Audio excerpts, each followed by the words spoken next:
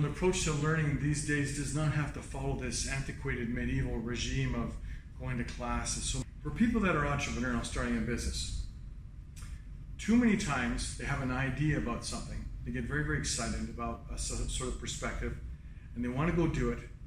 And they don't have the patience to sit back and think, gee, there's 7 billion people on this planet. Maybe somebody else has thought of something like that. So that's one of the things that needs a little bit of humility to be able to come up with that sort of understanding, right? So one of the reasons why it's important to understand the things you can control and things you can't control is because you want to write that stuff out so that you don't go ahead with your business and make what we call an unrecoverable mistake. Because unless you have parents that are infinitely wealthy that you can go to afterwards to pay back for all the money you borrow from all your friends and enemies, etc., it's going to be very, very painful. So we divide this into things you can control and things you can't control. We call it the 4 Ps: product, price, promotion, place, and the 6 environments. Now I'll start with the environments because most people have heard of the 4 Ps before. And we'll break it down into sub-component parts. An acronym that's used a lot in many MBA schools and undergrad schools is PEST.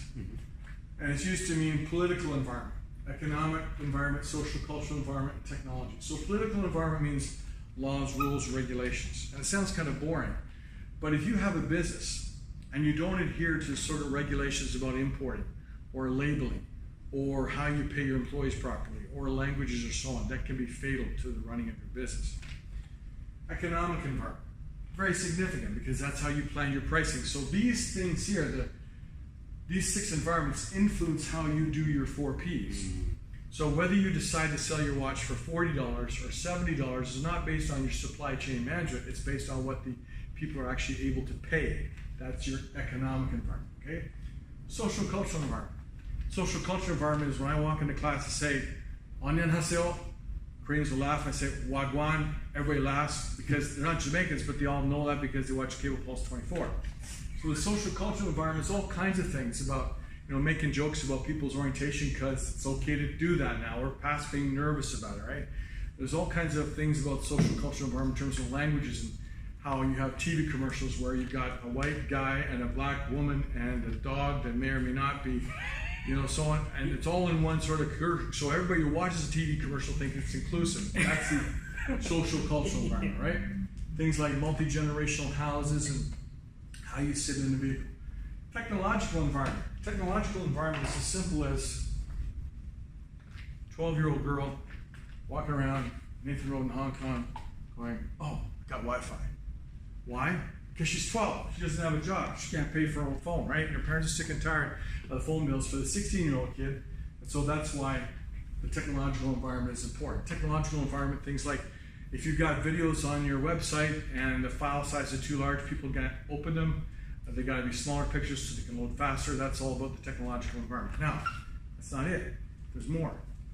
There is also the competitive environment and the geographic environment, right? To some extent, almost everything you do relies on whether you do or don't have competition. Because if you don't have competition, you can sell it in one size, medium, one color, black, and that's it. Competition does not force you to have a variety of colors and a variety of sizes. So the corollary to this is when you graduate and you're working for a company, you want to work for a company like Rolex because there's not a lot of Rolex competition. There's companies that sell super expensive watches, but most of them are in the $50 to $150 category, right? So you want to work for a Cadillac dealership, not necessarily for a Toyota dealership. So the competitive environment, I'll talk about that more in detail because there's direct competition and indirect competition. The geographic environment. Now, a lot of my professor colleagues don't want to include that, but my premise is saying that these are the things which influence business in a broad category, right? Laws, rules, regulations, politics, okay? There's no doubt, you cannot deny that geography influences business. And more as we go from a rural concentration to urban concentration. And all major cities around the world are close to coastal waterways so that you get weather extremes that affect a large number of people. Weather and geography is things like sunset, sunrise. Why are insurance rates higher in Canada? Because people drive in the dark at 5 o'clock, 6 o'clock in the wintertime when it's icy, right? So the geographic environment affects a lot of things. Everything from the number of degree days of sunshine so that you can grow food. And So how animals mature faster and all kinds of things like that. So those are your 6 E's that influence the 4 P's. So the first